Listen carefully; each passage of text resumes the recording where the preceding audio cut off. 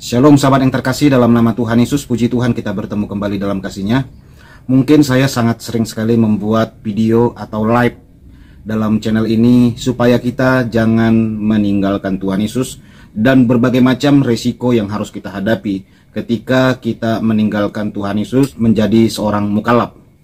Ya, mungkin hal-hal tersebut sering saya sampaikan ya. Nah sahabat yang terkasih, ada lagi nih berita viral yang tidak habis-habis sahabat, bagaimana seorang artis mukallaf yang lagi heboh ini di semua platform media sosial sahabat. Beritanya saja yang muncul terus, yaitu vokalis Lachelle.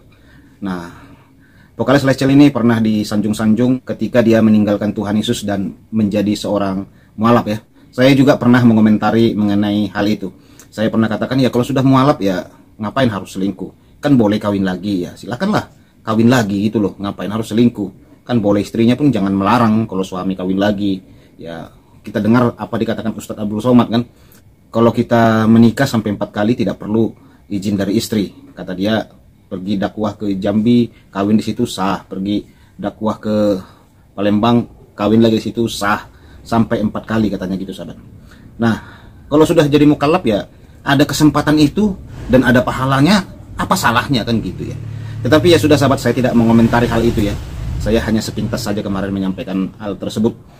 Tetapi kali ini kita akan mendengarkan curhatan daripada ibu penyanyi yang terkenal dengan judul lagu Surat kepada Starla. Ibunya Kristen, menceritakan bagaimana nasib dia ketika ditinggalkan anaknya dan memilih menjadi seorang Muslim. Video ini boleh saudara tonton fullnya di MNC TV ya. Saya sengaja tidak mencuplik seluruhnya karena terlalu panjang, dan videonya pun tidak video bergerak, hanya gambar saja, suaranya saja yang saya ambil karena saya pernah kena sekali ambil video dari MNC TV kena strike sahabat. Media-media berita yang aman sih selama ini saya gunakan yaitu Tribun ya. Selain itu rata-rata di strike oleh mereka, TV One, MNC, E-News gitu ya. Kalau Tribun sangat aman sih, udah berapa kali saya ambil, sangat aman sekali gitu. Makanya saya senang, maju terus Tribun News. Saling tolong menolong ya. Oke sahabat, kita tonton dulu videonya apa yang dikatakan oleh ibu dari seorang mualaf ini. Ina tuh jangan terlalu serakah sama uang. Aku kasih tahu, kamu bulanan kamu 70 juta loh dari Virgon. 70 juta. 70 juta. Masa iya anakku nggak boleh ada ATM? Kalau berarti peruntukan yang aneh-aneh, kamu tinggal ngomong ini apa? Yang coba dibuka ini nomor ininya, ini apa? Begitu yang benar jadi istri. Bukan kamu umbar sana umbar sini, umbar sana umbar sini, akhirnya ya kan? Saya Natalan minta uang sama kamu, kamu kasih berapa?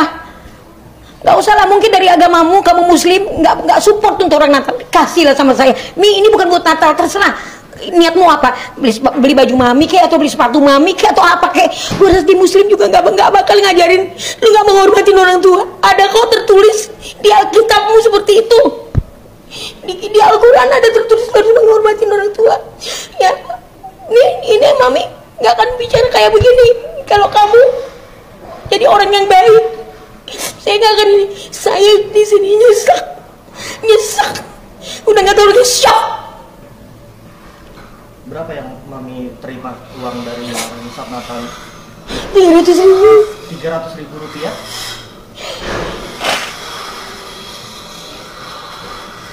Itu memang selalu diberikan sama Dinaran setiap tahun, nominalnya seperti itu. Tahun yang lalu 500. Kamu bayangin, keluarga aku tuh 10 orang. Ya, satu keluarga. Saya kan harusnya, Mam, ini bikin kue, ini bikinnya, ya selamat hari Natal mami untuk kalian yang merayakan. Begitu dong mulutnya. Iya kan, gue nggak pernah ngerasain kayak gitu, nggak pernah diucapin begitu tuh juga nggak pernah. Tapi gue pikir memang mungkin ya ajaran agamamu mungkin tidak berkenan ngomong kayak begitu. Yang merayakannya lapisin aja dengan seperti itu. Kalian yang merayakan ya Mi, kan begitu. Itu namanya hormat sama orang tua. Tapi Virgon tahu nggak sih kalau Dinaran ngasih uangnya hanya 300.000 di hari Natal ini? Enggak. Malah saya kirain udah dikasih sama Virgon ke mami. Kapan mau Virgon ngasih uang? Virgon kan show sana sini. Ini saya juga nggak mau bikin beban ke anak saya. Ya kan, cucu saya juga kan harus makan. Kamu harus introspeksi diri. Kenapa? Ada apa di balik ini? Kan harusnya seperti itu. Iya, saya anak saya diislamkan aja saya nggak tahu. Sampai semua kayak saya kan kursus Alkitab. Sampai semua orang gereja yang saya pernah pelayanan, ketika saya menyanyikan lagu-lagu rohani, kamu lagu-lagu rohani, kamu tahu, lo kalau kamu istilahnya layani dulu anakmu. Itu saya tanggung loh. Begitu lahir anaknya, saya datang, saya peluk, saya rangkul anaknya, saya mandikan, saya timang-timang, saya ini. Sudahlah, saya pikir orang tuh nggak akan bergandengan tangan ke surga, ya kan? Lakum dinukum waliyadin, kata orang, agamamu untukmu, agamaku untukku. Tapi akhlak atau moral itu pasti saya akan tanam kepada anak istri, anak sama menantu dan cucu saya. Tetap ketika dia ngomong gini, itu urusan lu, kan gitu. Saya tidak tahu, sama sekali tidak tahu. Makanya saya, semua keluarga saya bilang, ya sudahlah, anakmu kan lagi nikah kayak begini, udahlah kamu restuin aja. Akhirnya saya down, ya sudahlah, saya ikut hari itu, walaupun dia lagi apa namanya, kalau orang muslim lagi tanda tangan itu ijab kabul, saya nggak ada di situ, nggak ada. Tapi diundang ada saya di gedung itu, saya nggak hadir di situ. Bukan, karena kan saya Kristen, ngapain saya di situ? Bukan saya membenci, bukan, ya kan? Saya kan nggak ada fungsinya di situ, saya ngerti juga enggak, tahu juga enggak kayak apa namanya ijab kabul. Tapi saya menghadiri di saat pesta apa namanya ini, pesta resepsinya, saya ada. Kan hari habis ijab kabul kan harus resepsi. Teman saya juga banyak yang datang. Yang jelas dia tidak pernah menggemakan ke saya atau membersihkan ke saya bicara, "Mam, aku kayaknya harus masuk muslim." Enggak pernah. Di pernikahan yang saya tahu.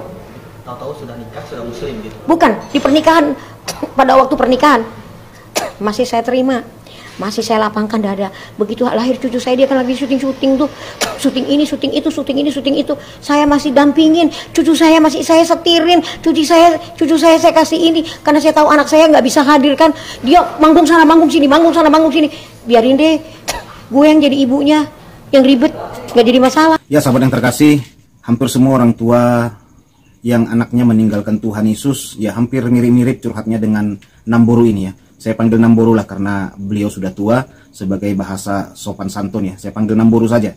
Ya hampir semua seperti dialami Namboru ini. Saya sudah berkali-kali, mungkin ada pernah bikin live juga ya, curhat seorang ibu yang anaknya meninggalkan Tuhan Yesus, hidupnya berubah. Ya perubahan itu sudah pasti ada sahabat, pasti ada. Ya contoh simpel saja, waktu Kristen diajari mengasihi, mengampuni musuh, mendoakan orang yang menganiaya kita. Tetapi ketika saudara sudah mualaf, ya diajarkan untuk bela agama. Nah, kalau nabi saudara dihina, diejek, saudara harus marah, harus emosi. Apalagi Allah diejek, dihina, saudara harus marah, emosi, dan penjarakan orang itu, gitu loh. Nah, itu perbedaan yang cukup luar biasa. Kalau Kristen disuruh doakan gitu ya, doakan, ampuni, kasihi dia supaya dia bertobat itu. Tetapi kalau sudah jadi mualaf, ya pasti harus begitu. Saudara tidak boleh tidak marah dan tidak emosi ketika nabi atau agama saudara atau Quran saudara itu diolok-olok oleh orang lain. Nah, perbedaan selanjutnya adalah dalam hubungan berkeluarga. Nah, seperti kata ibu ini ya, sudah pasti itu terjadi kerenggangan sahabat. Karena kita tahu ya, Kristen itu kan iman ya, kekristenan kepercayaan iman. Sementara mereka itu kan sering ya, ustadz berkata, bahkan para apologet muslim berkata bahwa mereka itu agama akal gitu loh. Nah, kalau Kristen itu iman sahabat, mereka harus akal gitu, harus menggunakan akal mereka untuk melakukan sesuatu. Kalau kita kan tidak bisa saudaraku. Memang bisa kita pikiri dengan pikir kita, tapi tidak boleh kita menggunakan akal kita sahabat. Makanya kekristenan bukan kepercayaan akal ya, bukan akal. Tidak bisa Kristen diakal-akali, atau Kristen itu banyak akal, tidak bisa. Makanya di gereja tidak pernah pendeta berkata, pulanglah saudara seakal, mari kita semua saling mengakal-akali dan banyaklah akal kalian. Tidak ada sahabat. Tapi pulanglah saudara seiman gitu ya. Kalau bertemu juga kan shalom saudara seiman kan gitu ya. Tidak pernah Kristen berkata shalom saudara seakal gitu ya. Mari kita banyak akal, marilah kita saling mengakal-akali. Tidak pernah begitu. Jadi berbeda ya dari kepercayaan iman ke agama akal. Jadi itu sudah sangat jauh gitu. Pasti ada kontradiksi nanti di situ. Ya, contoh muslim banyak berkata, bahkan ulama berkata, Islam itu adalah agama aturan. Apa-apa diatur gitu loh. Nah, kalau Kristen ini kepercayaan, kehendak bebas sahabat. Dikasih pilihan gitu loh. Kalau di sana kan aturan gitu ya. Di sini kita kehendak bebas. Kalau di sana saudara ya harus bangga dengan aturan-aturan agama gitu loh. Apa-apa semuanya itu sahabat. Mau ke WC harus ada doanya, pakai sendal ada doanya, naik bis ada doanya. Ya seperti kata Ustadz Munjir Stomorang gitu ya.